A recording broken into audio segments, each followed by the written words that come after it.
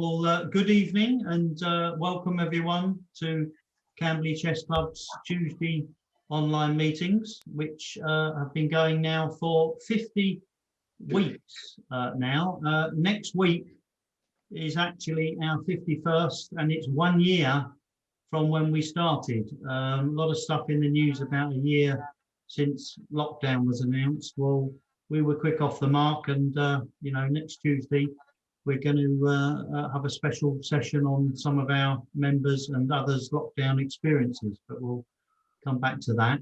So yeah, welcome everybody, especially the people who've come on for the first time. You're very welcome. Do come on as many times as you like. We normally ask, after you've been on for 2 or 3 and you want to keep coming on, that you join up and pay our £10 online membership, which you can do on the website. So what that does is helps us fund some of our chess professionals that we've had on. And in fact, we've got an announcement tonight that on the 20th of April, so put it in your diary, we have Michael Adams, who is UK number 2, I think. And Number one, is he? Okay. I don't know. He has been number 1. Yeah, he's 1 or 2. He's a grandmaster. He's been, I think, top 4 in the world at one time. Still at the top of his game, I believe. So he is going to join us on the 20th of April. So we'll make announcements on the website and Twitter and Facebook and the usual places about that. But I should stick that in your diary. And obviously, we hope to get a lot of people coming on for that. We've also, as mentioned earlier, before a few of you joined, that we've also been talking to various chess clubs, mostly in our time zone, about having a little match against them. For example, 6 balls each, or 8 balls each, or 10, or whatever. So we'd like to know how many people would be interested in playing for Camberley Chess Club in those matches. So they'd be 2 games in an evening, 25 minutes plus an increment, 2 games against another player of that club.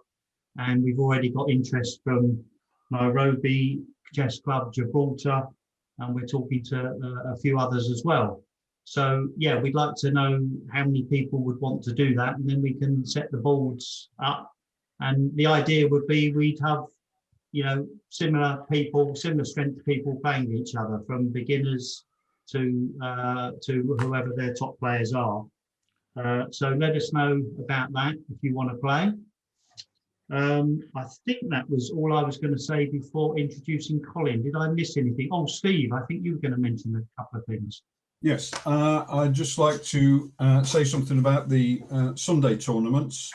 Last Sunday, we played an arena tournament for 1 hour between 4 p.m. and 5 p.m.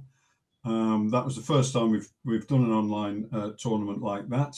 It was on chess.com. We had 11 entries. Everyone played either 5 or 6 games at a time limit of 5 minutes each, plus 2 seconds increment. Went pretty well. I think everyone enjoyed it. The winner was Mark Payne, who's one of our newish members who joined us late last year, and takes his chess quite seriously. And obviously, all the practice he's been doing has paid off.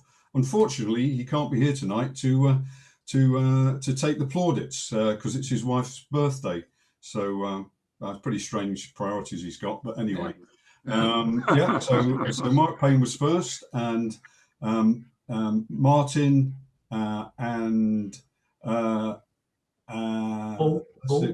Paul. Martin and Paul were joint second, and Peter Hassan from Farnham Chess Club was third. But the main thing was we got some different people playing on Sunday than come on the Tuesday Zoom, so that was good. Hope everyone enjoyed it. We're going to run it again this Sunday and probably make it a permanent feature every Sunday afternoon at 4 o'clock. So sign up for Camberley Chess Club on chess.com, and then you can join up to an hour before the tournament starts. That's it really. So hopefully see some of you on Sunday afternoon at that. Yeah. Brilliant, Steve. And that is not that's on chess.com. It's not on Zoom, so we're not at the moment having a Zoom parallel session. So you can just go on there and play. And I didn't know the format until I tried it. When you finish a game, you have to click to say you're ready to start the next. So you can actually take a minute break or something if you wish between games, which is quite useful. And when you click on to say you're ready to go again, it pairs you with somebody who's also ready to go. So it's different from a Swiss, but it was really good fun. And we had some good games. Yes, right. you accrue points by winning or maybe drawing as many games as you can in the hour, and then it chops off after an hour. Yeah. So you're only going to be there for an hour. So please do all try and join us. Okay, back to this evening. So this evening we have Colin Lyne, who is going to give us hopefully a summary in his own words and an opinion of the recently completed Magnus Carlsen Invitational tournament, which if you don't know what happened, it's quite interesting. But one of the reasons I asked Colin to do something was I know he follows it closely and has a good memory for exactly what happened and what didn't happen, and will show us a couple of games. I don't know about all of you, but there's so much chess on the internet, which is fantastic, but you can't spend hours and hours looking at it. So I thought, why not ask Colin to come and give us his views on what happened in that tournament and who won and why. So over to you, Colin. Okay. Well, just to tell you a bit about the Magnus Invitational, 16 players play. They all have 15 minutes each, plus 10 seconds per move. I think there were 3 of them before this one. And one of the jokes going around was that Magnus couldn't win his own tournament because I think Wesley So had won 2 of them. And I think he beat Magnus in the final both times. Once he beat him when it was his birthday, and the other time he beat him when it was Valentine's Day. And I think the third one was won by Jordan Van Forest. I think that was a Magnus Invitational. That was a real shock because he was one of the outsiders. Viscount. Sorry? The Van Forest won the Viscount event. Oh, is that what he won? Yeah. Well, in that case, I don't know who won the other. Otherwise known as Tata Steel. Yeah, that's right. I think it was that actually. So I don't know who won the other one. But anyway, the players in it are very strong. The only really strong player I could think of who wasn't in it was Carolina. But all the rest seemed to be in it. And it wasn't easy to predict who the winner was going to be. I actually predicted Wesley So would win it, but that didn't turn out to be right. But they start off by all playing each other. So they have 15 games in the preliminary round. They have 5 rounds a day. At the end of the first day, Geary had 4 and Magnus was second, tied with 3.5. And funny enough, exactly the same thing had happened in the previous tournament. But anyway, eventually Geary and Magnus had to play. And there's always a lot of needle between these 2 players. I think they wind each other up all the time on Twitter from what I've been told. And Geary was white. And he started with the move 1 e4. And Magnus nearly always plays either e5. Oh, dear me. What happened now? The computer's playing the moves. Don't know what caused that. I didn't play that move. The computer's playing the moves. Why is the computer playing the moves? Not quite sure why the computer's doing that. Well, as long as he plays the right moves, I don't mind. Anyway, Magnus played g6 now. Now, it's more normal to go knight c6 and then after d4 takes, knight takes, play g6 then. But one of the reasons why they play g6 now is if he goes knight c6, they can go bishop b5. There's a guy from Newbury who played me, and he told me that's why he went g6. Oh, the computer's not going to play a move now. He's behaving himself. Oh, he is. I don't know why he's doing that. I don't know how to stop him doing that. Try going, Colin. Yeah. Go to help. Or yeah. Help. Yeah. No, hang on. I'm trying to remember. There's the Try home. Sorry, Colin. I think you're playing a blitz game against Komodo. Oh yeah. At the top of the screen, it says it's a 3-minute blitz game. Oh, does it? Yeah. If you get out of that screen and do Control N, I think you'll be all right. Maybe I should just hit this new game button and see what happens. Yeah. That will do it. That might do it. I think. Oh, is that another? No, I'm not sure what's happening there. The new game button was just to the right, not where you hit. Well, I've got this new game thing here. There, that's it. I just hit that.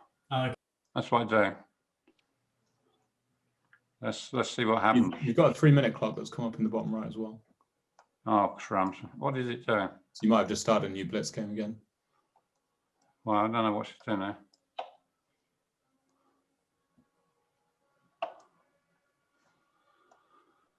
I don't know quite how to get out of this. I don't know enough about computers to get out and how to get out of this. So is it all right now? Is it doing it, behaving? No. Well, No, it's still doing the move. there's a clock counting down in the bottom right-hand corner. Can you close this window, Colin? Yeah. Sorry, I'm speaking as if I know what I'm doing. Which might be a big mistake. No, carry on, Colin P. Ooh. And I'll get to a complete. Oh, okay, you're in Komodo. Yeah, he's in Komodo. Okay, in that case, I can confirm that I don't know what I'm doing. Sorry about that. Yeah, I don't know why I'm getting this because I didn't get this last time. So I don't know why it's doing this. I have to try to work out how to stop it. Override, yeah. Right, it stopped it. Now, because he played this move g6 on move 2, you can play queen takes pawn here. But if you do, he plays knight f6. And if you go e5, he plays knight c6. I have tried that in the past, but I don't think it's all that good. So I actually play this position as white. So Magnus could be playing against me here at the moment. I'm sure that I would do just as good a job as Gary. I don't think I would really. I've actually seen Andy Martin play knight takes c6 here, but it's quite an unusual move. I'm not convinced it's all that good. Now, Bobby Fischer used to play this as white, and he used to play knight c3. The idea is just to play bishop e3, queen d2. Play pretty much like the dragon. In fact, if you play d6 at some stage, you're quite likely to go into a normal dragon. I have to say, I would rather play against a normal dragon than play against this. Anyway, Gary played the same move as I played, c5, c4. And Magnus played knight f6. You can go bishop g7 here. And he went knight c3. And now he went bishop g7. Did he go that? No, he didn't go, went d6. You can actually play bishop g7. If you play bishop g7 and he goes bishop e3, you can actually incredibly play knight g4. And it turns out to be quite all right for black. Anyway, he played d6. And Gary played bishop e2. You've got to be careful with your move order here, because if you play bishop e3, it gets answered by knight g4. Sometimes when I've been playing blitz on the internet, I've actually made that mistake. And if you allow that to happen, it's actually quite good for black. So bishop e2 is the right move order. Now he plays, it's more normal to go bishop g7 here. And I've had lots of games. What happens if knight g4 gets played? Sorry? Can you put that knight g4 line on the board to well, if he plays this move instead, yeah, you can play knight g4. yeah. And this is actually quite good because you don't want to give up your dark square bishop here. So this is a wrong move order. I have made that mistake before. Now when playing blitz, don't make it in normal chess, but playing blitz sometimes, you know. Well, can't you just go bishop g5 and then put the bishop to h4 if he plays h6 or something? You've Well, wasted he probably played bishop g7 then.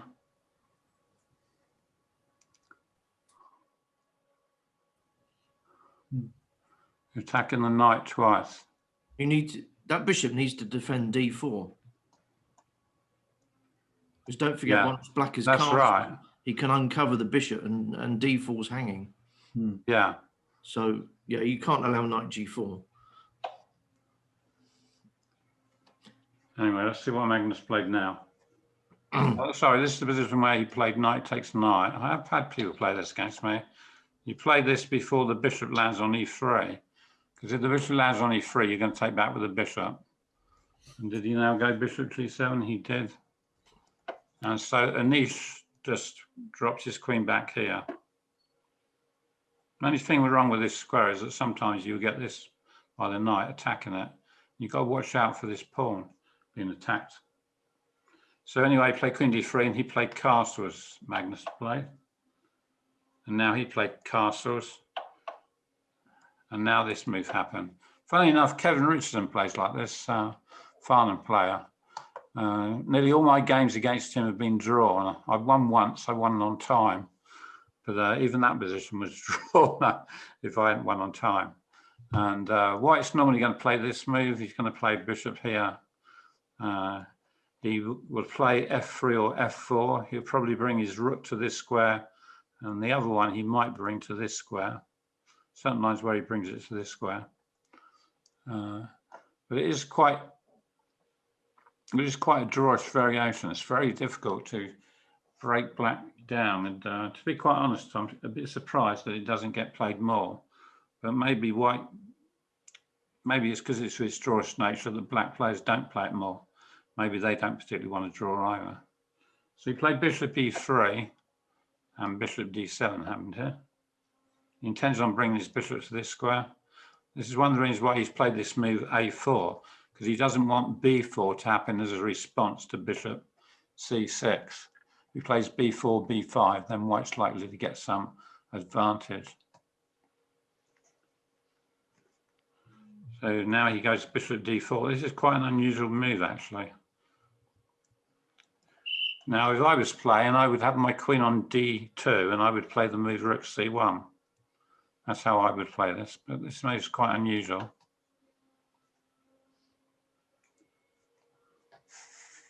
And in reply, bishop c6 happens. Normally they go f3 here, but he doesn't really need to go f3 because he's got his queen on this square, which normally wouldn't be the case. So he goes b3.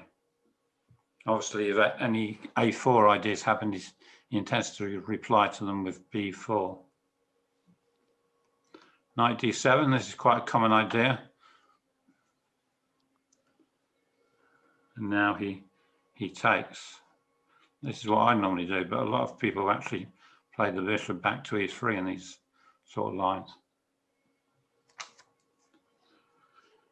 Now queen here, you can play f6, there's nothing wrong with f6. King went here. And now the rook comes across to the d file. And queen goes to b6. Magnus shows that once again he's quite happy to play an endgame. And Anish just took it.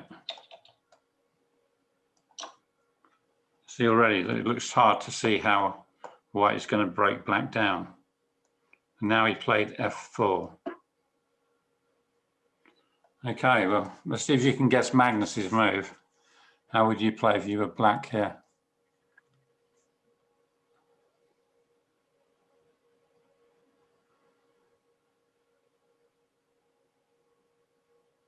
Are we shouting out here, or? Yeah. Feel free to. It's not that I've got any ideas. No. If you want to chip in at any time, just feel free to do so. I'm not going to mute anybody. I bet you have got an idea, really, Tim. Go on, go for it. While you're thinking, I'd like to welcome Roberto to the call, who is, I believe, in Nairobi, certainly from Nairobi Chess Club. So welcome, Roberto. Oh, thank you. Good evening. Evening. Evening. Evening, Roberto. Evening. I didn't want to disturb. My microphone and video was switched off. No problem. You're coming through loud and clear. So welcome. I heard that you may have to leave before the end. So I wanted to just mention and welcome you. So, yes, in some minutes. Okay. Thanks. But please continue, please. Of course. Yeah. Anyway, Tim, what were you going to say, Tim? No, I don't really have an idea. I think white has slightly more space, and that's about it, really. Yeah. I'm not sure what black does here. No. Black should centralise his rook, shouldn't he? What he could do is his rook on the a-file is not necessarily a bad piece. Yeah. How ridiculous is f5 here?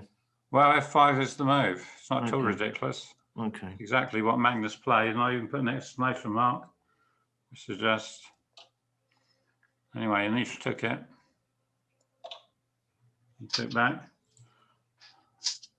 Obviously played g3 now, and Magnus played g5. Hmm. Well, bishop d3 happened. Magnus has to stay on the rank, otherwise he's going to lose the g pawn.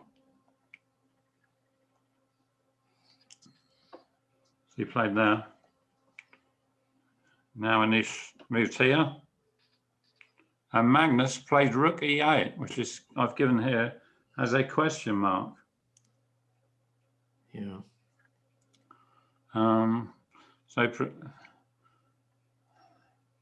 But what other move would he play here?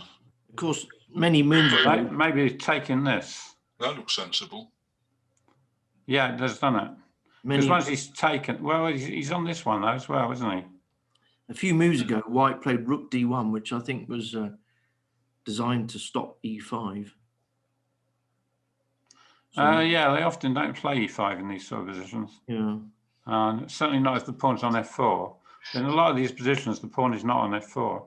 It's often on f3, supporting the e4 pawn. But that's because it normally needs, he hasn't normally played queen d3. He's normally played queen d2, which is what I always play. So he has played it slightly different to how most people do.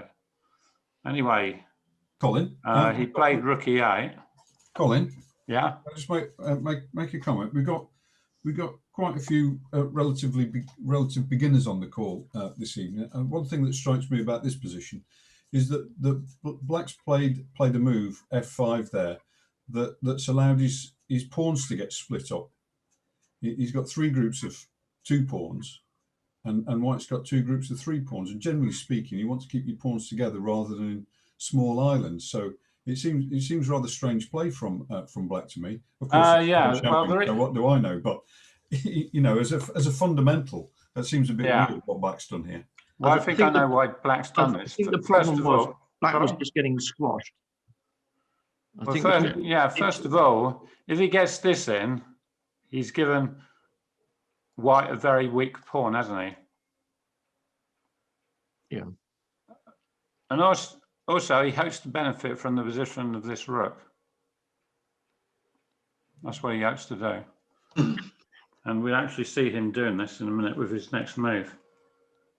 Rook e8, knight e4.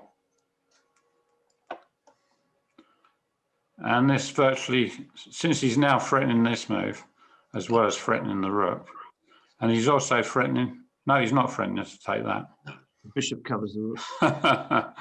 yeah, that's right. Well, there's knight f, no, there's not. Well, he's got to play that move. Of course, you take with the rook because you don't want this pawn becoming weak. She wouldn't keep playing my moves for me. I do think White is a bit better. He's got a bit more space, and he's at least got a target. This e7 pawn. So obviously Magnus took here now, and Anish took here, and now he went knight d7. He's got undisputed control of this square, hasn't he? So Anish brought his other rook across. Who cares when you've got a move like this? Now bishop e4 happened. and the move b5 got played. But I've actually put that this is an error. At the time that I saw this game, I thought, why doesn't he play b6? And sure enough, the computer agrees with me, because I couldn't really see him getting very far if he just played b6. But he didn't. He chose to go b5. These players normally like to play quite actively. So this just got taken. Of course, white has now got a 2-1 majority on the queen side. One of the other reasons why he might have played g5 was because he wanted to get rid of this pawn on f5, because eventually he wants to get these pawns in the middle going. So that's another reason why he probably played the move f5. Anyway, now this move gets played.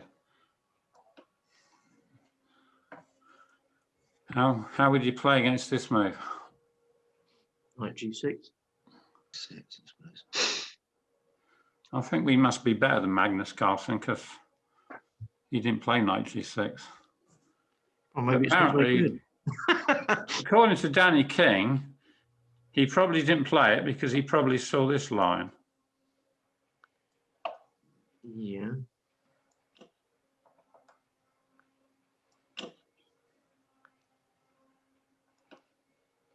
Ooh. Oh, clever, isn't it? Yeah. But actually, and Danny King said that he probably was worried about this. Yeah. When White's king seems a bit more active, and you might be a bit worried about this coming across here and taking this maybe, or just worried about him playing a3 and b4 with the outside passed pawn. But actually, I need to go back in now, don't I?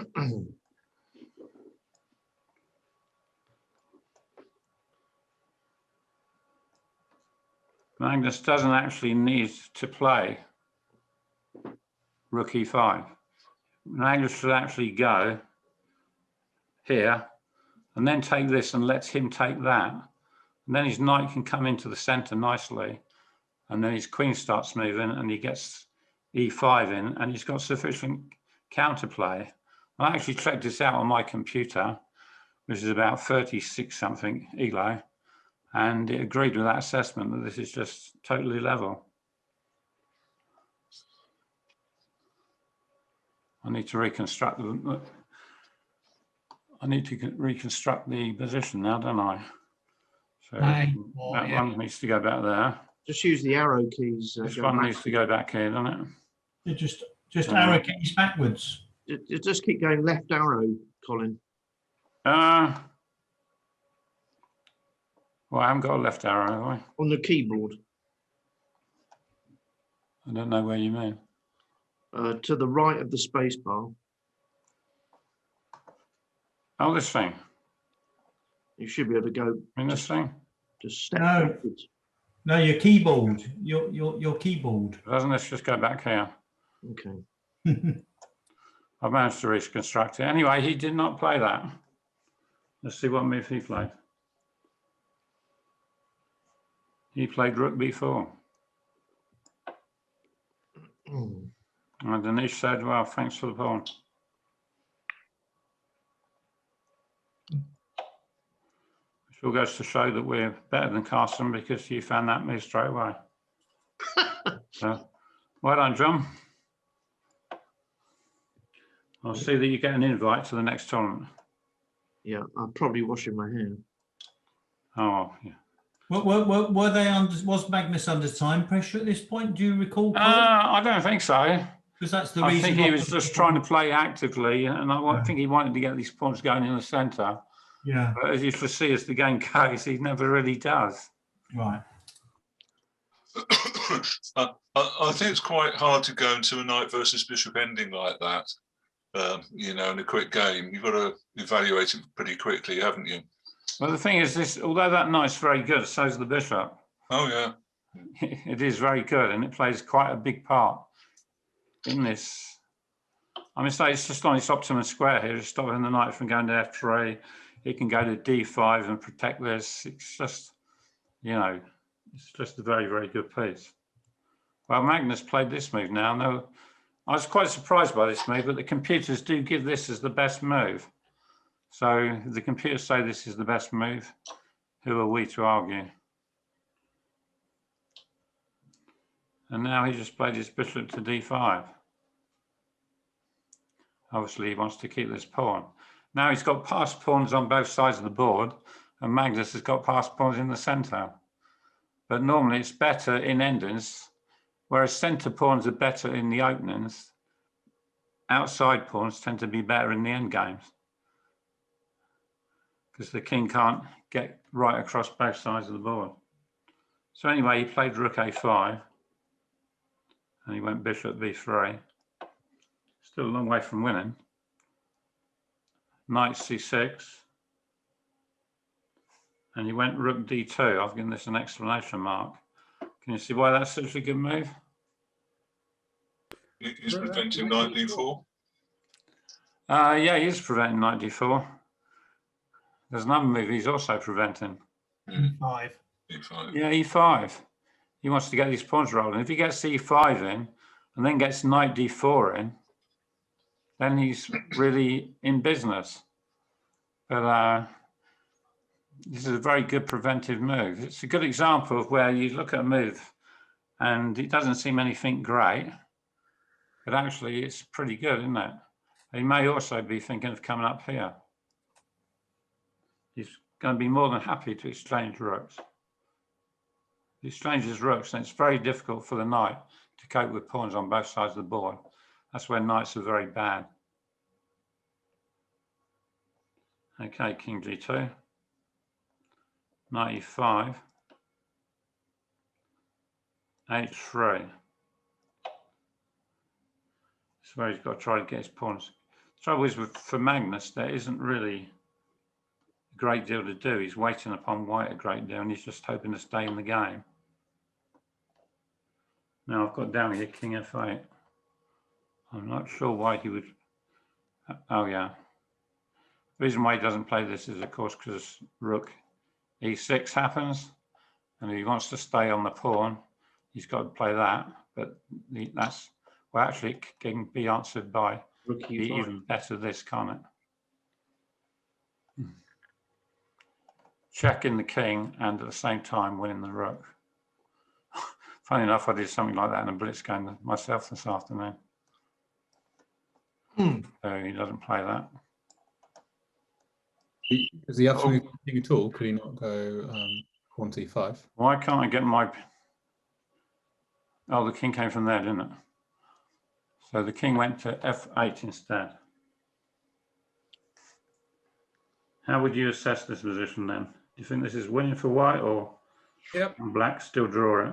Winning for white. Yeah, according to the computers, it is winning. Knight f6.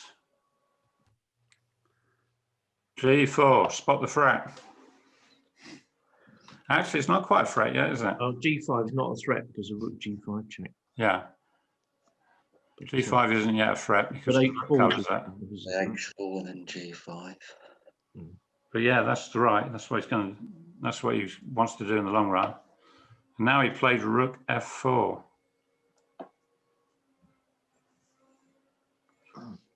d5. Now he played g5. I've actually got this as a questionable move. The best move is rook across here, trying to get the rook very active and get the rook behind the pawns. But he actually played g5. Well, presumably rook b4 is attempting to win the e pawn, is it? Well, maybe, but also trying to get the rook down here somewhere. So if the d5 pawn starts coming down the board, you've got your rook in the optimum position, really, haven't you? Knight e4. Now, Anish actually didn't play the best move here. Well, he can take on d5. Sorry? He could take on d5, I suppose. Well, he did, but he actually should have played h4. He's still winning after this move, but he's not winning as easily. That's exactly what he did do. Now, unfortunately, you can't take this move because this was move gets answered by this Rook- move. Rook G4. Knight E4 an error then? Sorry? Was Knight E4 an error?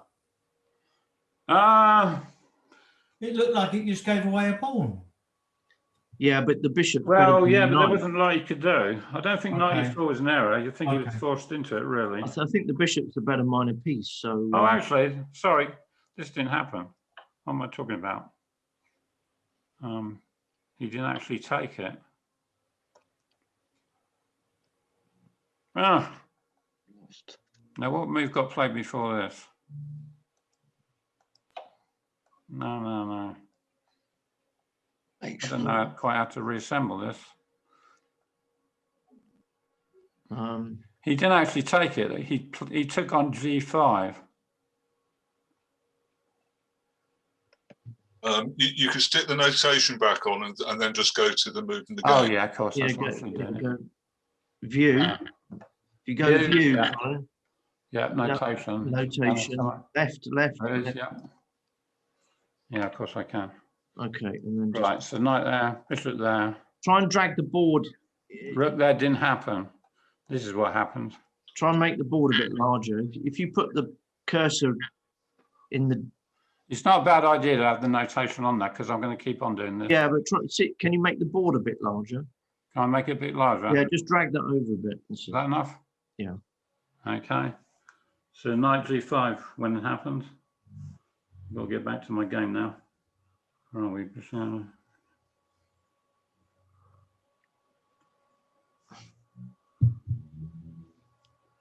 G5, knight E4, bishop there, knight there, bishop back to here.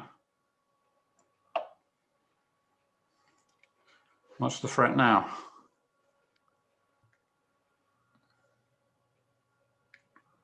H4 and rook F7. Yeah, that's right, picking up the E pawn. So he played E5, but this move is actually given as a blunder. He should have tried rook E5, defending the pawn that way. So now Anish has a little bit of fun. He knows Magnus can't agree. And he should have actually gone rook B4 here. Rook B4 is the ideal square for the rook. But instead he decided to play this. No, I'm not going to exchange.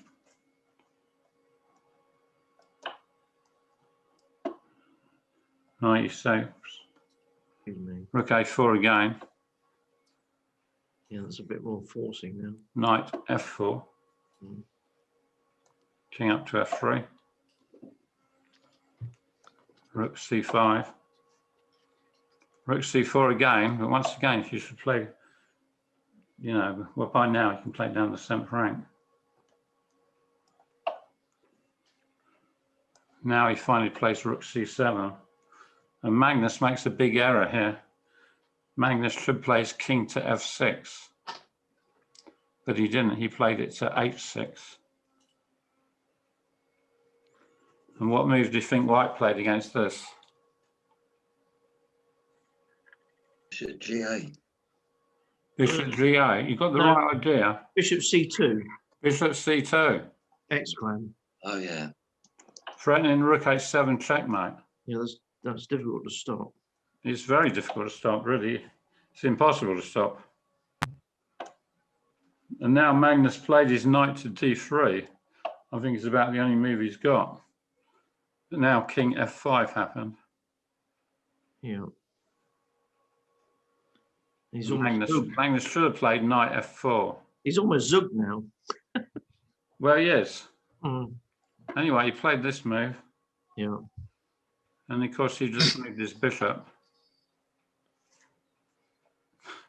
And now Magnus played this move. And he went King G4. Oh dear.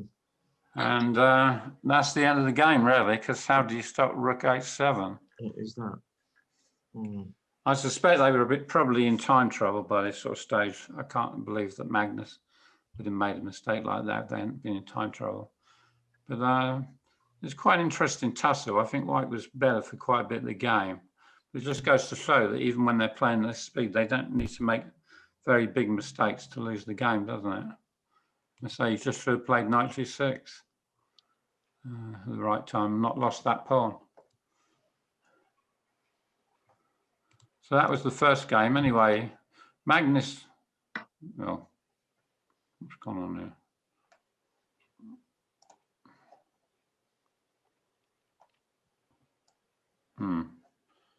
Why isn't it getting bigger? I don't know what's going on with my board. I can't seem to drag it across. That's better. Anyway, despite that, Magnus actually did end up coming top in the preliminary round, which meant that in the quarterfinals, he would play the person who finished 8th, which was Iranian. Sorry, Colin. Sorry, guys, but I have to leave. I'm going out. So thank you for the explanation of this game. And I don't know if you say that you are planning to play an online match against Nairobi. Yep. So maybe we can be in contact by email, for instance. Yeah, we will be in contact with you, Roberto, and we would like to play an online match and maybe even invite your club to join us and vice versa. So we will be in touch by email. Yes, but I think that we have a waiting list because we are in contact with one team in Azerbaijan, another team in Germany, another team in Romania, and also one local team from Nairobi. So you are in the waiting list. So we will be in contact by mail, and I will tell you when we are available. Okay, we look forward to playing against you. Thank you for coming on tonight. Okay, thank you for the invitation. You're welcome. Bye. Thank you. Bye. Okay, so then we had the quarterfinals. Magnus was drawn against Lev Aronian. Wesley So was drawn against Alireza Fijibottom. And who else? Nepo was drawn, Nepomanchi. He was drawn against Nakamura. And I can't remember who Nishigiri was drawn against. All I know is he got through quite comfortably. But you'll have to look that one up, Google it or something. But Nakamura won the first game against Nepomanchi, playing white. Then he had to play black against him. And this game really shows just how important opening theory can be. Sorry, Colin, who's playing this game, please? Nepomanchi, Jan Nepomanchi. He's currently leading the candidates along with Maxime Lagarde. And they both got 4.5 out of 7. And Nepomanchi actually lost to Maxime Lagarde. Otherwise, he'd be a clear leader in that. I still think Gary and Caruana got a chance in the candidates. The other two only needed to slip up once. And Caruana has actually got Maxime Lagarde in the first game, I think, when they resume. Does anybody know what the resumption day is? I know it's in April, but I don't know the exact date. 17th of April, isn't it? 17th of April? I think so. Yeah, all I know is it's in April. Colin, can you turn the notation on the engine off, please? If you go view. Yeah. Notation. Okay, indeed. That's it. And then the engine as well. Yeah, for some reason you seem to have to click the engine twice. Well, yeah. Don't know why. I think that's better. Oh. Like Komodo, okay. You're back in I don't know quite why it's doing this. It hasn't done this previously, so I'm not sure why it's doing this tonight. It seems to want to play me rather than let me just play the pieces. Go away. That actually used to be the favourite move, of course. A6 was all the rage for many years. And but this move started getting played a lot when Kramnik played Kasparov. Who's it named after, A6? Why he keeps doing this? Colin, do you know? A6. Yeah. No, I can't say I do. Paul Morphy. Oh yeah, of course, the Morphy variation. Yeah, of course. Yeah. Well, for many years I played A6, and for many years I played the open Lopez, where you take this pawn in the centre. But I gave it up in the end because I didn't think it was quite good enough for equality. But it's really become quite the fashion, and Magnus Carlsen has even played it. So, and I noticed on Stockfish 13 that's out that it's claiming that the open Lopez is one of the best ways to play against the Roy Lopez. Well, Magnus has taken up the Moller as well. Yeah. I still feel there's a bit of suspicion about that because in the Moller you often end up having to play pawn takes this pawn in the centre and leaving white with these two pawns. And he played that against Leveroni and he got into a lot of trouble. And I thought Leveroni was going to beat him, but in the end I think it fizzled out into a draw. Anyway, so you can play D3 here, and to be quite honest, I don't know why Kasparov didn't play that against Kramnik. I think Kasparov had come to the conclusion it was best to play this, so he just automatically walked into it. Now, is my computer going to still play moves? Yep. Well, we don't like his moves, we just take them back.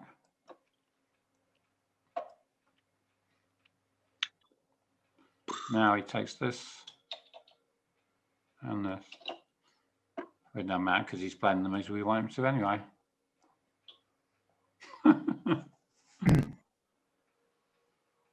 Knight C3.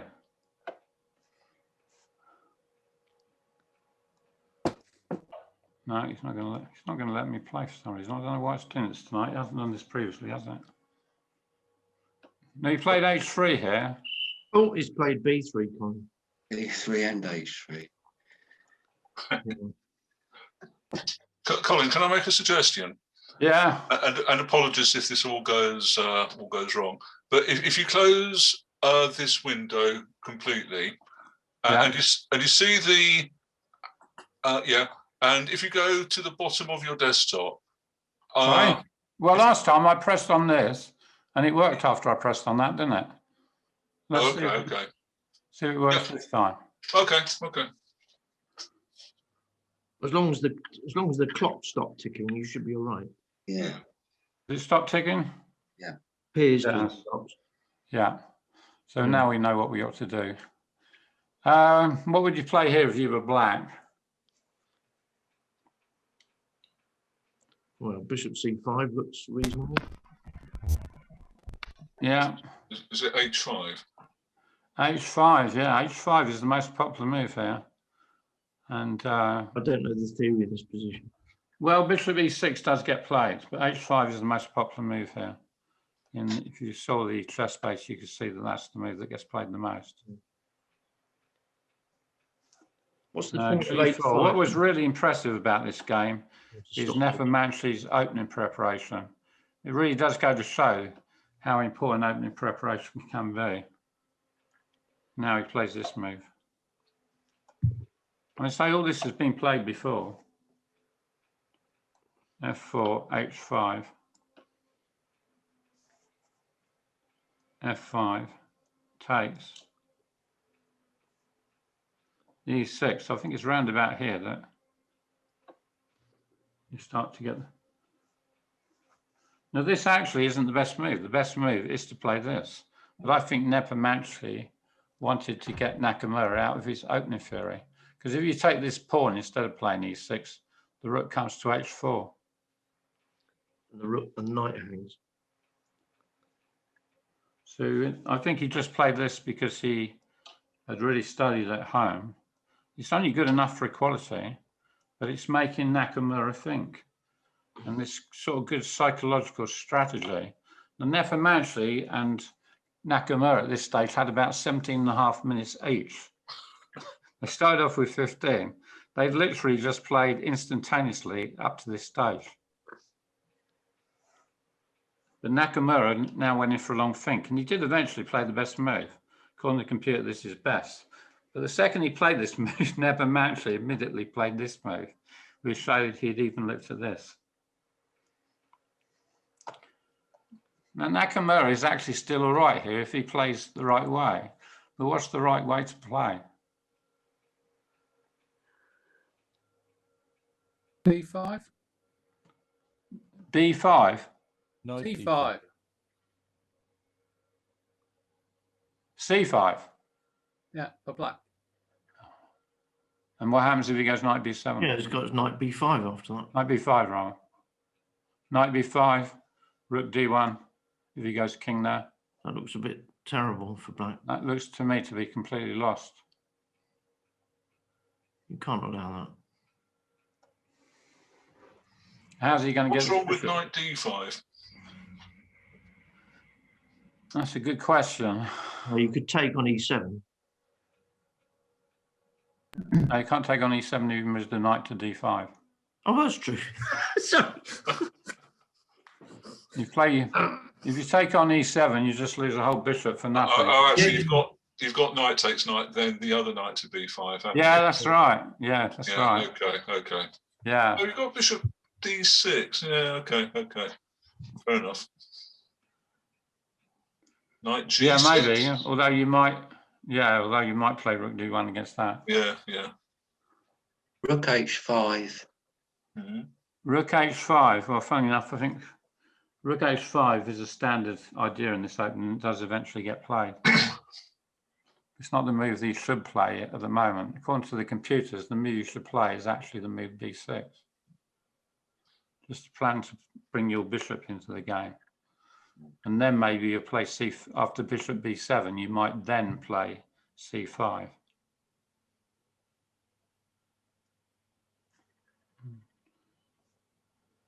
Anyway, after king H8, he went knight G6, trying to untangle his pieces. So Nakamura, Nepomuk played that move. Now he played rook H5, though at the moment it's not even a threat. And he played the move rook G1.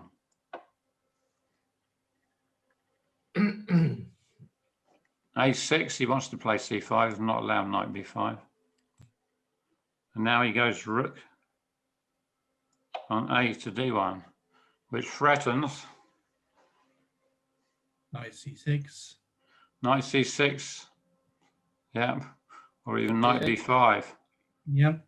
Threatens all sorts of things, doesn't it? Because you've got this mate threat, the rook coming down here and mating.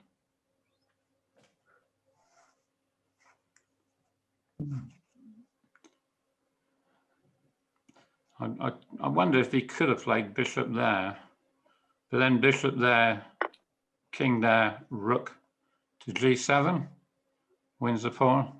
Yep. So he ended up playing this move. This is a horrible move to have to play. So now he goes rook to F. Apparently he should have played rook H8, although he's still a lot worse. He played the move C5. And after Nepomuk's next move, he actually resigned. What was Nepomuk's next move?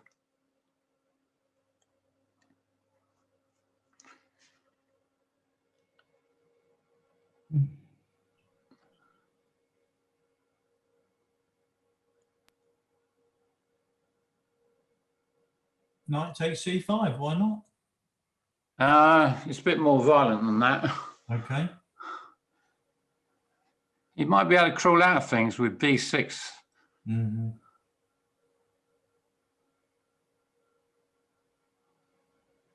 Right, C6. And then bishop B7 maybe.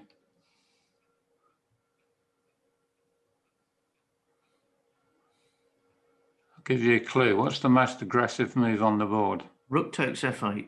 Mm. Rook takes F8. Oh, yeah. King takes. The other rook, is he? Oh, right,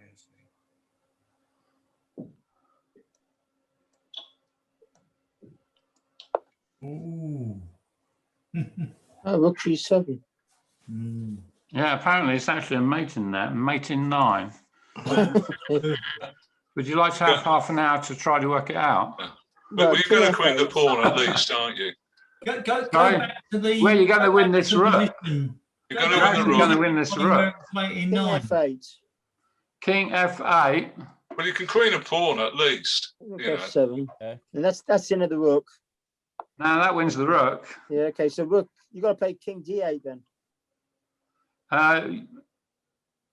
King D8. We'll go back Okay. and move. Well, you got E7 check and knight F6 check and then queen. Yeah, that's Yeah. right. Yeah, so you just win Yeah, the rook. just go against D8. You go E7, king there, Yeah. knight there, and Or king D7. well, isn't it mate? That's actually mate, isn't it? Do you want to put the moves on the board, Colin? Yeah, but I need to go back to my notation thing in order to do it. And which one's the notation one? View. Yeah, so he has to play That one? King F8. Notation. Let's put the notation back. Because I don't know how to do it otherwise. I'm not like John who knows everything about computers. Hmm.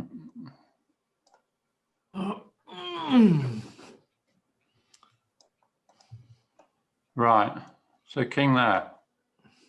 Right, this has got to win, hasn't it? So king E8, knight F6 is checkmate, I think. Yeah, So you've got to go to D7. that's right, you have.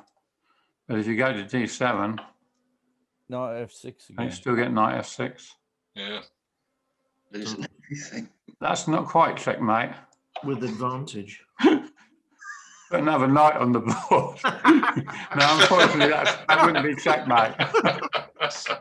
Unfortunately, It's extravagant, doesn't it? he's got king E5. If he wants for king E5, that would be checkmate. That would be hilarious, wouldn't it? Checkmate with somebody with 3 knights on the board. I think a queen's probably good enough. Yeah, that's right. Yeah, It might not be the shortest mate. Still, that's the best boot, is to put a queen on the board. But it'd be quite amusing, wouldn't it? It would, it would. But I thought that was quite a good game. It's not mate. Sorry? It's not mate. It's got King E5. Yeah, that's what we said. Yeah. Yeah, that's what we said. It's the only thing that stops it from being mate. He's got one move. So it wasn't mate in 9 then? What was the mate in 9? Well, I think it is if you take We've still got another 5 or 6 moves to go. I can do that with the queen. Oh, if you take a queen, it is mate in 9. Maybe, I don't know. Probably. I might do a mate in 10 and lose. Well, I should think yeah, he's just going to play this move, isn't he? yeah. In the corner. E7. Now he's going to take this. Oh, No, E7. Well, yeah, no, you are going to take E7 it. would have been better. Sorry? E7. Go back a move. I think they're both. Ah, They're both pretty good, I think. they are. Doesn't matter. 7 probably is better, actually. Well, after knight takes rook, you can just move the rook back the knight back anyway, and checkmate. I must say, he's got rook here coming, hasn't he? Even if he moves the bishop out. Oh, wait a minute. Rook H7, mate. Yeah. That's still mate. No, Rook it's not H7, mate. Colin. Okay, 7. Rook H7, sorry, yeah. Of course it is, yeah. Very good. So, yeah. So where did that leave the leaderboard then? Oh, well, this was at the knockout stage, the quarterfinals. And Right. it made it 1-1. But Right. Nefermanchi actually won another game. Okay. And so he actually knocked Nakamura out. Now, in one of the other quarterfinal matches, Wesley So was playing against Fidley Bottom. And I'm going to say Fidley, obviously he's a very strong player. But Wesley So really rather took him apart. I don't know if any of you have seen this game, but this game contains one of the most incredible moves I've ever seen in chess, really. 1 G4. No, that's not one of the most incredible moves I've ever seen in chess. If you stick G4 into a computer, it tells you that black's already better. Well, if you know much about Alireza, he likes to play this move. Well, it wins, that's why. We got a few Caracan players here today. We don't tell Wesley So that. Yeah, black's already winning. This is okay. Not according to the computers, he's not. The computer's actually, no, I just switched them off, so I don't know why they've come on again. Could you tell us who's playing white and black, Colin, please? I missed it. Yeah, white is Wesley So and black is Ali Reza. So as long as it says stopped on the right hand side, you're probably okay. Well, Wesley So played this move. I was quite surprised to see that this move is actually played more in my database than what knight c3 is, which quite surprised me. No, that's right. And Bobby now Fischer used to sometimes take this pawn and then play c4. Now C5 exclamation mark. No, Okay. you better tell Ali Reza that c5 is the best move because he doesn't seem to know that. Next time you see him, tell him that. Will do. I've actually seen this move played in this position. Well, Simon Williams plays that, does he? Well, obviously the threat is to play g4 and h5 if he goes bishop g6. I think he's supposed to play this, isn't he? Is he supposed to play this or this? Nice. I don't know. Don't play e6. Yeah, don't play e6. Yeah, you're right. That's suboptimal. Probably all right to play f6. F6 might not even be a bad move here. Okay, so we played knight here. Well, I hate to tell you this, Ken, but he did play e6. Might be able to get away with it now. Yeah. After h4, though. Bishop here. Knight on g to e7. Castles. I was quite surprised by his next move. I just thought he'd play something like knight d7, queen b6 maybe. Really, you'd expect him to be angling for c5, wouldn't you? That's not his plan at all. He plays move h6.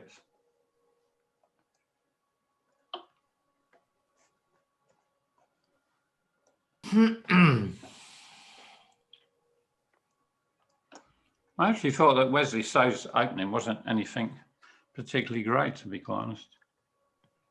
I quite liked Ali Reza's position because at least he's got a very simple plan. And now, apparently, knight e1 is the most common move now. And anyway, he went bishop d2. So you got a4, and you got a5, a4, a5, a4. And now he went queen to c7. And once again, I thought he would probably go c4 here, but he actually went c3. And Ali Reza played f6. Apparently this is a new move.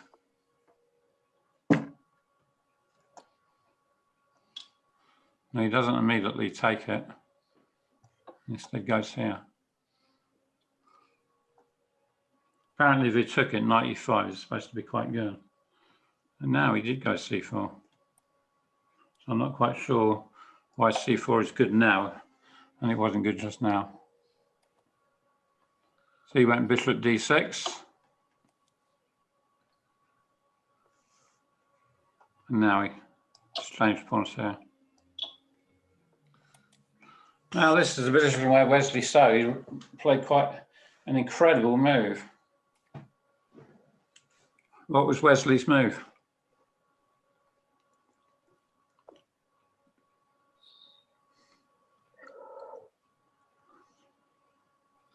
I'd like to play knight b5. But knight g5. White takes f5. Well, I think knight g5 would actually help black quite a lot because it would open the file, the h file. Oh, yeah. Once he takes back, you're already threatening bishop h2. I mean, the natural move is probably rook c1, isn't it? Yeah, but rook c1 isn't one of the best moves I've ever seen. No. Rook e1? No. I saw the move, Colin, so I'll keep stum. Yeah. It's quite possible that I could give them 10 different tries at this and they'll still get it all wrong. The move's on the screen, isn't it? the right? Oh, yeah. Oh, no. I switched that engine off. Well, go view if you don't turn the engine on. Yeah. View. I already switched this off, so I don't know why it's come back on. Because it's still on. No, it's not. It's not on mine anyway. It's gone from mine. Well, it says main engine window. Okay. Yeah, it still says it's ticked. Not on mine. Or mine. Well, the move was indeed bishop d3. There it is. I don't know why it keeps on doing this. It keeps coming back on. There you go. Hang on, can you go back a move, please, Colin, just to see? Yeah, for some reason this thing, I don't know why it's doing this tonight because it's never done it before. So go back a move, please. Right. So that's the position, and bishop d3 is the move that you were looking for. Yeah. Open the E file up. Once again, my computer's playing my moves for me. Unfortunately, if I do what I did just now, it'll probably go back to the start. A5. It takes A5. Yeah, he does take on H5. Well, Rook takes. Yeah. Queen takes D3. Yeah. I actually wondered about, don't play my moves for me. I actually wondered about knight f4 here, but apparently he just goes queen f5 anyway. This move did happen though. Now he took that. And he took here. And he went queen f5. Yep. so black really should have taken that pawn on f6 much earlier. He left it there thinking it didn't matter, but it does matter. Well, if he'd taken it earlier, if he'd played knight f6, he would have played knight e5 apparently with quite a good position. Yeah, he had a couple of moves after that to take it, didn't he? Well, maybe. The computer's playing all the moves I play anyway. He's not actually because, well, it's Wesley So play this move. But I actually came to the conclusion it doesn't matter which of these moves you play. If he now goes knight f6, apparently he goes knight e5. That is the move that Ali Reza played. How would you play now?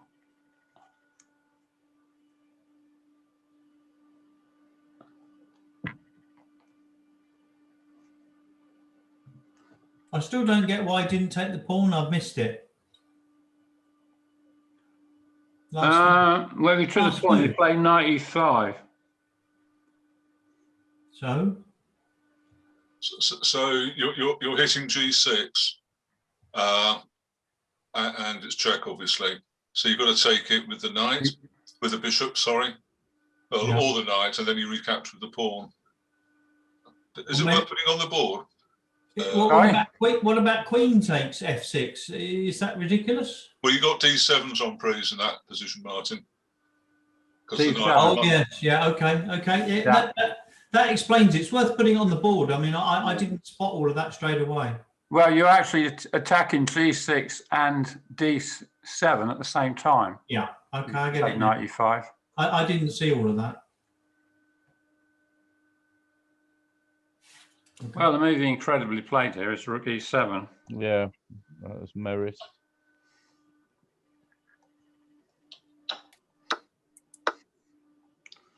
And now I think he just goes rook e1, doesn't he?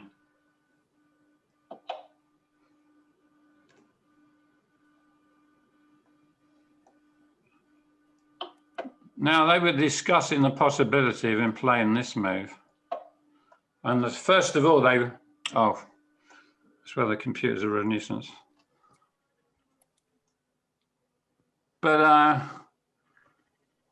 because it attacks this, and first of all, Lecco said, "Oh, he can go rook e3 against that," but then Lecco actually did discover this move. It's rather nice, isn't it? Queen takes queen.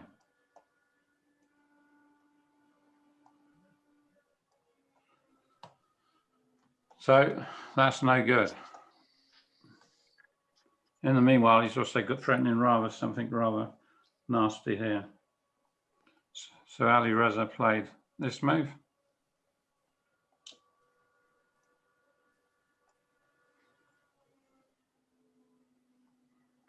So I got something wrong here. Rook E1, King D6, Knight E5, Rook H7.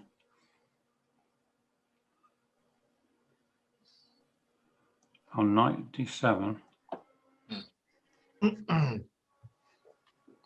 And he played Queen takes Queen. I got something wrong here. I don't know what I got wrong. Let's go back to the notation. No, view. View, sorry. Notation.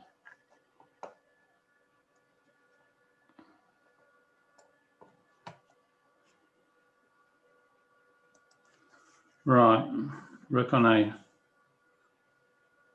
Knight on G to F8. Ah, sorry. And this is where he played Rook E7. Bishop takes, F takes. Oh, I don't believe this. What is this doing? Now he's got to play that, hasn't he? And did he play Rook E1? Yeah, Rook E1. King here. Knight E5. Rook H7. Knight takes this.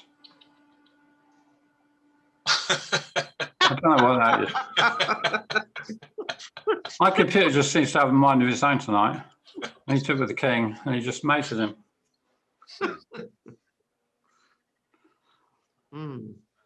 I was interested in the. What would have happened if he'd taken with a knight? Earlier. Well, if nothing else, you can just take the rook. Oh, Queen E6, actually. Queen E6 is also. No, rook. Oh, no, it isn't, because you can go to C7. What am I talking about? Yeah, that's right. Yeah, what am I talking about? Sorry. I don't know. Well, we'll take this next. You're going to take on H7 and he's just mopping up, basically. But I thought that was a fantastic game because of the move. They also played another fantastic game. And Ali Reza thought that he was actually mating Wesley So, and he totally overlooked a knight check. And he realised after that that he wasn't going to mate him at all and that he was just completely lost. Wesley So just had all the answers to everything that Ali Reza threw him, basically.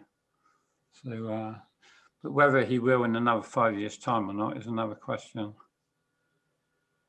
Anyway, after that, that meant that Magnus was in the semi-finals and he got Nepo Manchi, and Anish Giri was in the semi-finals, and I think he got Maxime Lagarde, was it? Maxime Lagarde was the... No, Wesley. No, it wasn't. Sorry? Wesley So. Gary So. Semi-final. Wesley So, of course it was. Of course it was Wesley So, yeah. Yeah. And anyway, I expected Magnus and So to get through, and neither of them got through. They both lost. And Gary won the final. But really, Gary played tremendous chess throughout. You know, he was very rarely in any trouble in all of his games. A lot of the games. Why wasn't Caruana better? playing? Sorry? Sorry, Harry? Why wasn't Caruana playing in the tournament? Yeah, he was about the only top player I could think of who didn't play. Was he saving himself for the candidates? Was that it? Or? Well, maybe. Yeah. There's a lot of discussion over whether they were going to, how many secrets they would sort of let go. You know, Anish Giri kept on playing the Sicilian Nardov, but whether he was playing lines he's going to play in the candidates, I seriously doubt that he was. He probably won't play the Nardov in the candidates. He'll probably play something different. So it'd be interesting. They got to be a bit cagey at the moment, haven't they, really? Maybe it's a double bluff. And he will play the Najdorf in the candidates. Well, maybe. If he does, well, it's interesting. He actually played the poison pawn.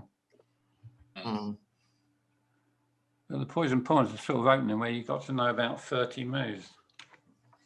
But interesting enough, the answer to that was knight b3, and knight b3 is not particularly good against the poison pawn because you can just play queen e3 check. But Nishikori wasn't playing queen e3 check. But he ended up getting pretty good positions with it. So there you go. Anyway, that's it. Yeah, great games. Thank you very much.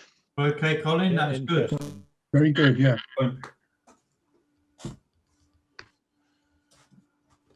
Has anybody got anything else they want to add or say? What was your overall opinion, Colin, of that How tournament? do I get this program? That's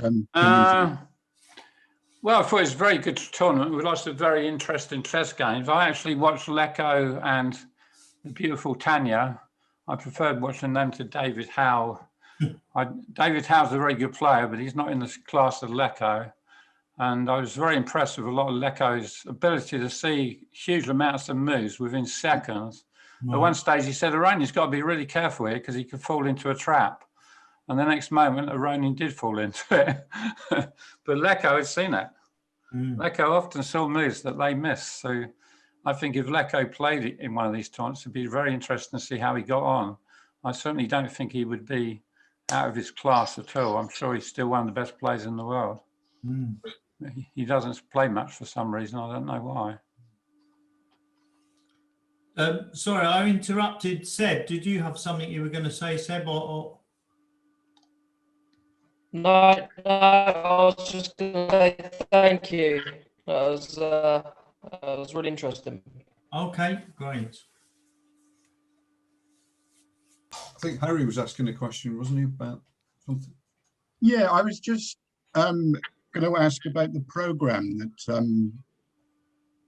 sorry, I've lost that Colin was using to go through the game. Is that something that's readily available? Download it? Well, I was using Komodo, but it doesn't normally do what it was doing tonight, so I don't know why it was doing that tonight. You can download Chess-Based Reader. Yeah, Chess-Based Reader is what you need, Harry. It's free and you can download it, and then you can just that's useful, yeah. Yeah, you can move on the board and it will build a PGN file for you. So if you've played a game and you want to go through it, then you can just save it at the end. If you go onto our website, quite recently, about a month or two ago, we did a whole session on internet chess resources, and one of the main topics, other than just basic websites, is of course chess-based type programs, and you'll see a little video on there, 5 or 10 minutes, explaining how to download and use Chess-Base. And once you've got that, you know, you then can read PGNs, save PGNs, and do all of the things that you could see Colin do. Although, to be honest, tonight, Colin, you know, I don't think you mind me saying you made hard work of it, because your Komodo thing kept coming up. You don't need I don't know why I did that tonight. Yeah, you don't need that. Don't bother with that. Just download Chess-Base, move the pieces on the board. It saves the PGN. You can then also introduce the engines, and then you get into the situation where it starts telling you what the computer thinks and all of that. And we've also done some videos about that as well. So go on camberleychess.co.uk, click on the internet resources, and you'll see all of that stuff sort of explained on there. It's quite a revelation. I mean, I've been playing chess for years and I've had chess engines for years, but when we did this session about all the different resources, I was amazed by all the different things you could do. And to be quite honest, I haven't had time to look at them all, and I keep wanting to go back, and I keep chipping away and learning new things. And as well as the videos, we've got lots of links to websites where you can, you know, go and download stuff and read more about the websites. That's great. I'll have a look. Thanks very much, Martin. Thanks. You're welcome. And for Seb and Carl in particular, if since you're beginners, the chess resources page on the website has got Got lots of information there about websites that are good for beginners and you know, tutorials and training courses and that sort of stuff as well. Yeah. So well worth a look. And if you want to play other beginners, why not play some other beginners on chess.com with Camberley Chess Club beginners? And again, this is something I've found over the years. I've played loads of games on the internet with all sorts of people from wonderful countries that I've hardly ever heard of, but I actually enjoy playing against people that I've heard of or are local or are on this video. So go to chess.com, go to clubs, Camberley Chess Club, join it. Then you'll appear in the list of members. We've got about 30 members, 30 or 40 members. Then when you go on there, you can see who else is online. So, you know, if I'm online, challenge me to a game. Yeah, Gordon, is Gordon still with us? Yes, Gordon Birch is still there. Wave to us, Gordon. What? Wave to us. Yeah, still there. Yeah, so Gordon plays a lot on chess.com. He's played hundreds and hundreds of games in the last few months. Thousands, actually. Yes. Thousands, exactly. So go online. If you can see he's online, which you'll see a little green blob or whatever, challenge him to a game, and I'm sure Gordon will take you on and have a lovely game with you, and all of us can do the same. So I think that's a really great way of playing and learning. And thrash me. Yeah. Well, one of the things I'm saying in my you know, welcome emails to new members and people that inquire is one of the things we can do. We haven't really got a lot of momentum behind it yet, but one of the things we can certainly do is suggest to the new members other people that they can play that are probably of a reasonably similar standard,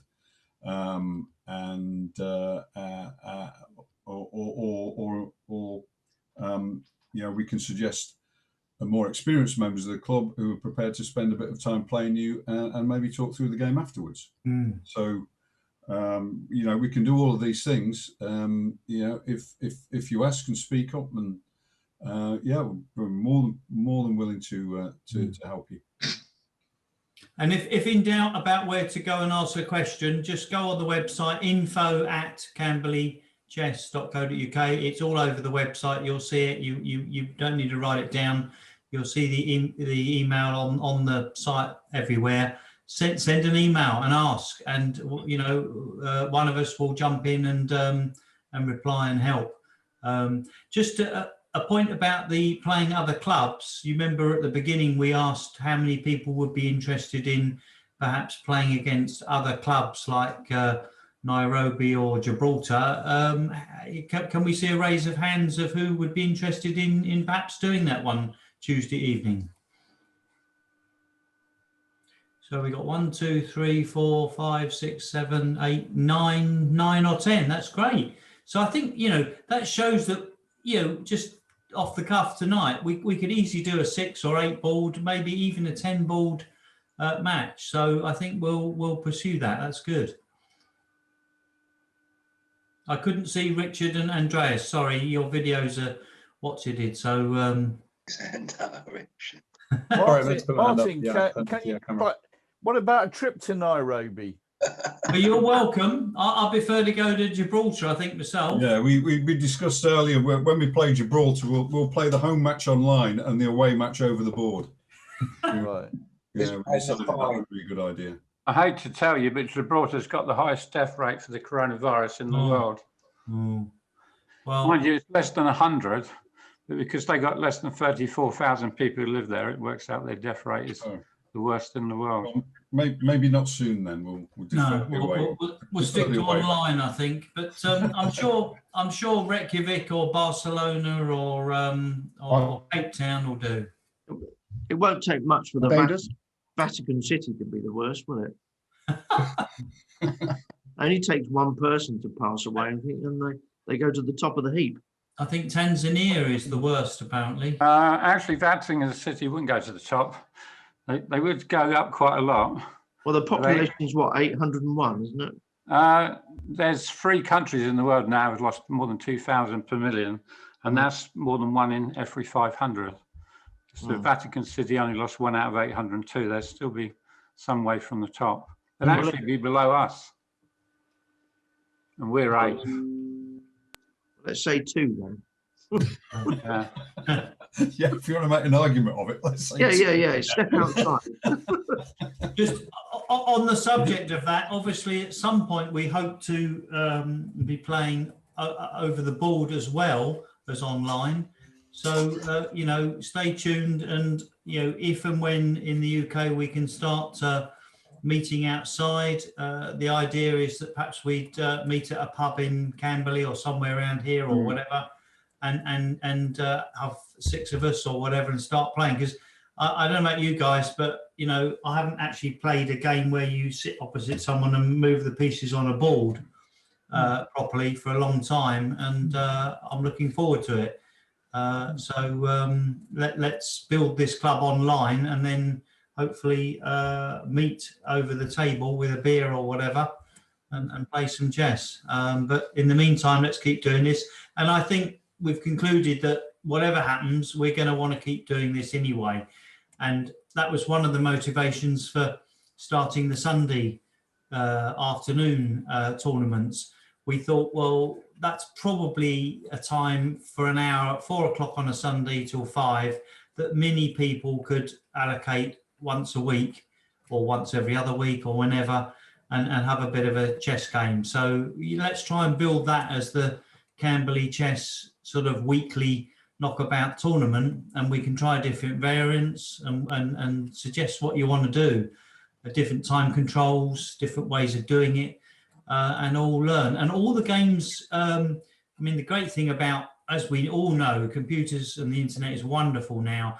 If you go onto the Camberley Chess site, look at the news item, you'll see that we've linked to what we did last Sunday, and you can click on there, and it's got all the games, every game everybody's played. You can go on your own games and click through them using the arrow keys, Colin. If you use the arrow keys, you can I just show my screen, Martin?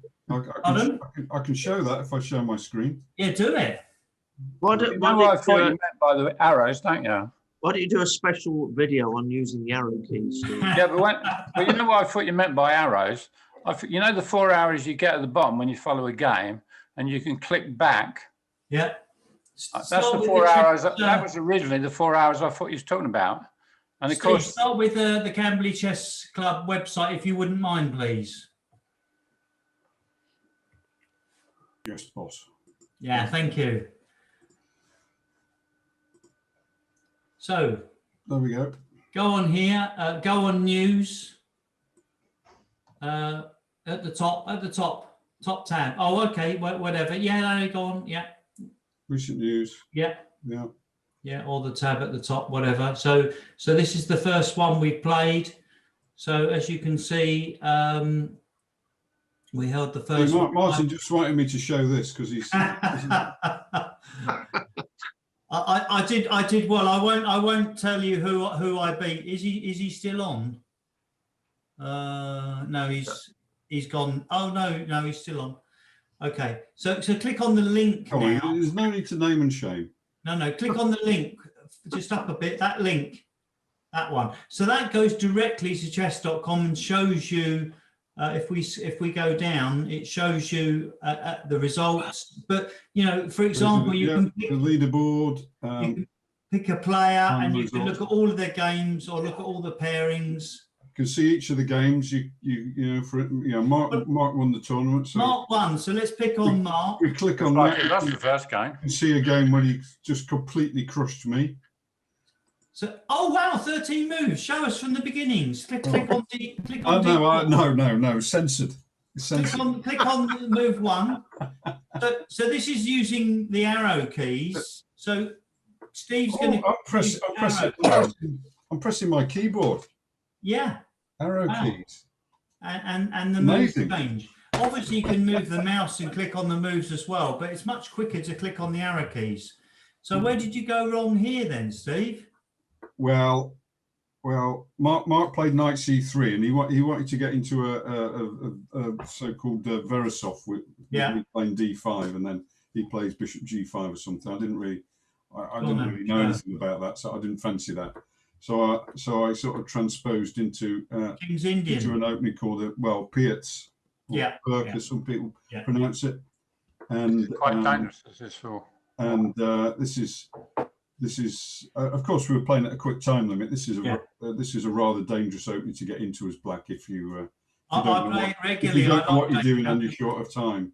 And Mark demonstrated exactly how much problem this can be for black, because he went route one down the king side, and I faffed around on the queen side too much. I got in a right mess. You haven't got time. I haven't got time for messing about, and that's the end of the game. Wow! Because he's checkmated me on G7, of course. Yeah, it was an absolute carnage. By the way, I saw your game against Peter Tart. You don't want to show. I'm not showing another one of my terrible games. If you guarantee to play D5 every time against E5, I'll play it every time. That makes the England gambit look good. Steve, instead of playing C6 and B5, a better plan is to actually play Queen E8. Is it? Yeah. Yeah. If you play Queen E8, you can probably play E5 then. Oh. Yeah. Oh, after it's a better way of playing it for black. Yeah. Or perhaps after C6 H4, can I play E8. Queen A5? No, Queen E8. With the idea of going E5. And going E5. Well, I played this a few years ago and gave up because I kept getting. I got thrashed a lot of time. I won a lot of games with it actually as black, but I also lost some pretty quick games that rather like this. And I rather like the idea of Queen A5 supporting E5 from the side. And that's you might to bring you up to D8. I quite like that setup. There's one of the Scottish grandmasters likes it. Colin McNabb, I think. Colin McNabb play that a lot. Interesting. But I probably, because we were playing a 5-minute game, I actually probably played the opening too quickly and just faffed around and just. Well, Mark's not on, but I think we look forward to seeing him playing for the club because he's new to the club and he's obviously got some skill. Go back to if you finished on that. Go back to the website and just click on the event for next Sunday and for Tuesday.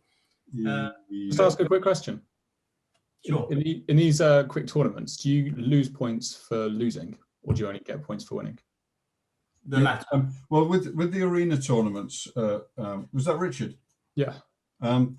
With the arena tournaments, you get, I think it's 2 points for a win, 1 point for a draw. So pretty normal. But you also get bonus points for winning streaks. So if you win 3 games in a row, you get some bonus points, and that's where Mark did so well, because he lost his first game, then won 5 in a row. So not only did he get the 10 points for 5 wins, he got bonus points for a winning streak as well, which put him way out in front. So it's difficult because there's loads of explanations about the rules and the scoring system for arenas on the chess.com website. So I'd refer you to that as well. Yeah, and it's a bit complicated because there's different things about who you're playing and all that. But the bottom line is try and play reasonably quickly and win games quickly if you can. But I mean, I learned that if you're losing and you really think you're going to lose, you're better just to resign and get another game in, because it's how many games you play in the hour is more important than, hanging on there. So, we played about 5 or 6 games in the hour, which is pretty good. But I mean, I think if we all do it and play a few times, we'll learn a bit about the scoring. So I just wondered if it benefited like an ultra aggressive attack where, you might win or lose 50% of them, but you're playing really quickly, so you play more games type thing. Probably. Yes. You bet. I see what you. Yeah. I think I that would see what you said. You don't get. Yeah, you don't get penalised for quick losses. Other Yeah, than but then you won't get the bonus point for winning Yeah, consecutive yeah. ones. Maybe better play slower. So I guess that's why the trade-off is there. Yeah. Okay. So there's the events page of the website. So we've obviously. So this Sunday we're going to do another arena. So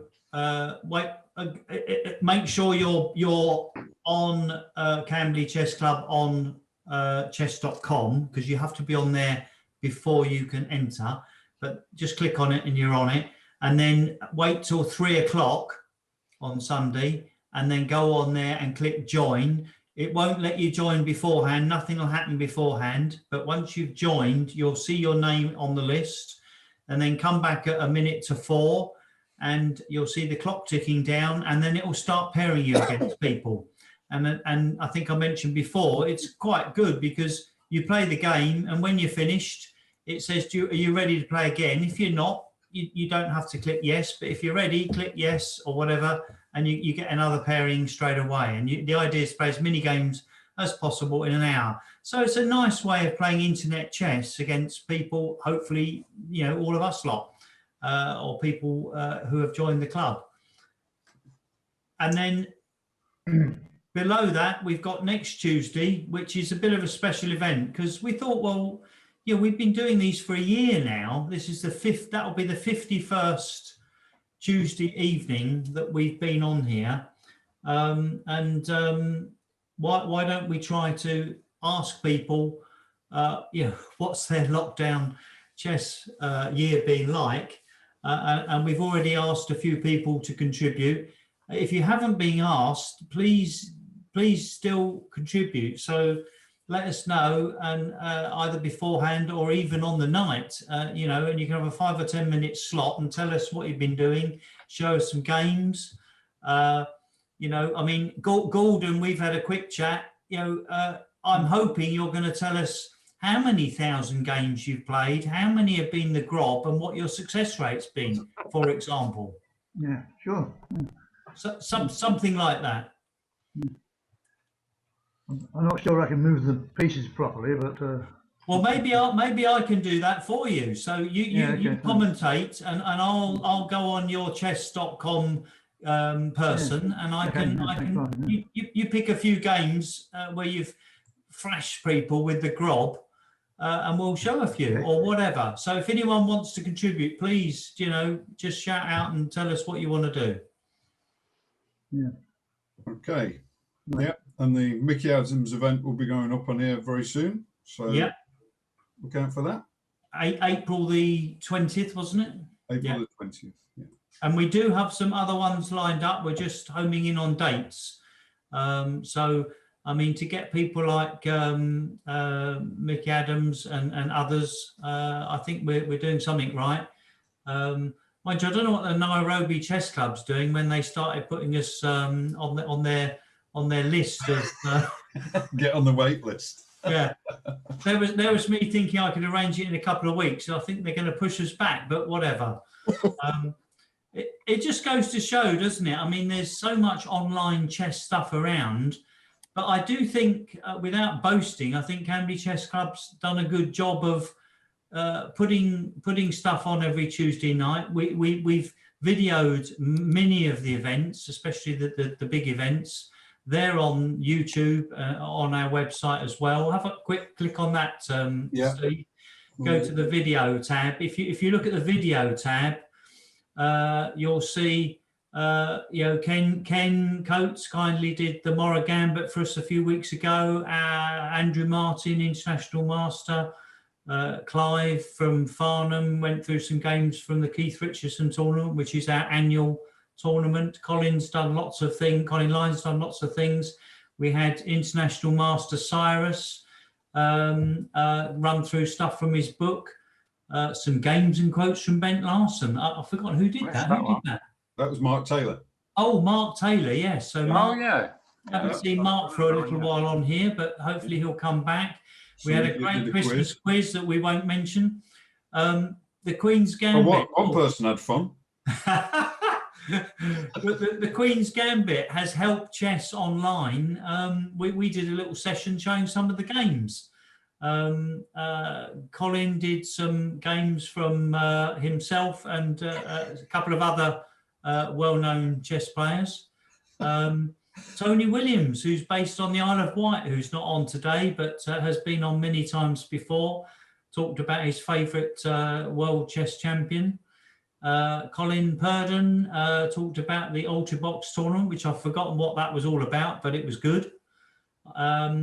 Andrew, some attacking stuff. Colin with his postcard chess. If any of the older members remember, there was a thing called correspondence chess, and you sent a postcard and it came back with another move, which was quite amusing. Colin, Colin Lyne, you've done some great contributions on here when we look at this. Nimzo Indian, Keith Arkle, you know, again, a British grandmaster came on. I think that's where we started, and we thought we've got to record these and we've got to put them on the website, put them on YouTube. And we've got a hell of a lot of content here. So I'm rabbiting on too much. Steve, do you want to add anything? I was just going to show the resources page that we mentioned earlier as well. Yeah. So list of websites and various other stuff with the URLs. Some quick headlines. What are the key features of each of them? It's not the comments aren't comprehensive by any means, but it's just a starting point to give you an idea of what each of those resources are about and why you might want to look at them. So if you've got anything to add or to any suggestions for improvements to that, then please let me know. But we see that as being a live document. And if you keep going down further, you'll see each video here is numbered, and they're linked and indexed from the above. So go down to chess engines as an example. In this column here, this is the number of the video. So somebody asked about chess engines earlier. So if we go down to about number 6, 7, 8, here we go, number 9. Go up a bit. Number 9 is the introduction to chess base and engines. So I'd recommend whoever asked about that to click on that video. And then there's a second part to it as well with a lot more detail. So, just click on that just for a moment, Steve, and then get ready to pause. But or jump ahead and we'll see something. So I'll click on my very good way to do that. So that's Colin Purdon talking about chess engines. So there's a video on each of the things. So you can pause that now, Steve, I guess. Wonder to myself. Oh, so I was just admiring Colin's ventriloquism there. He sat there with his mouth closed and he was talking. I loved his. The funniest thing about that video, in fact, the whole evening, was his desktop. And somebody said that reminds me of the 80s, because he had about 50 shortcuts on his desktop. I think it was you who said that, Martin, actually, wasn't it?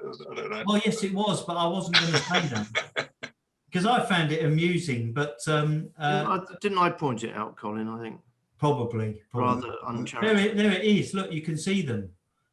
Look, Very useful desktop it is too. Yeah. Windows 3.1. Yeah. There we go. Oh my goodness me. There we go. Yeah.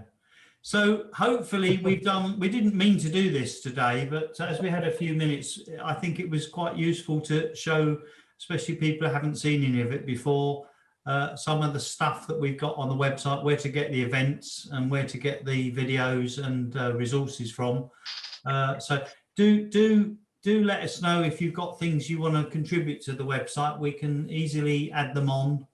News items particularly. If you've got some chess-worthy news, well, why not tell us and we'll stick it on there. Paul Sloan isn't on today, but he can't resist advertising his latest book. Well, if you're in business and you're a Camberley Chess Club member, well, we don't mind if you'd like to send me a little email with a short bit of text and a photo, and we'll advertise your business or book or whatever, as long as it's got some relevance, I guess. We could do more news on there. Good. I think we're finished. Thank you all for joining. Thank you, Martin. And thank you, Colin, Colin Lyne again for thanks, an Colin. excellent presentation.